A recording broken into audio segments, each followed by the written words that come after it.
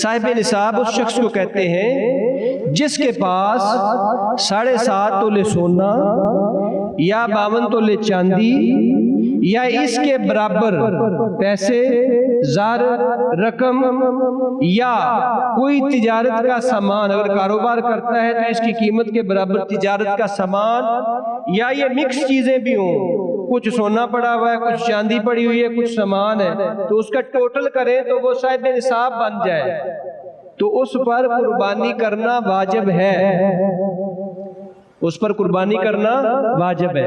اچھا، زکوٰۃ کا بھی یہی نصاب ہے، لیکن زکوٰۃ اور قربانی کے نصاب میں فرق ہے۔ کیا فرق ہے؟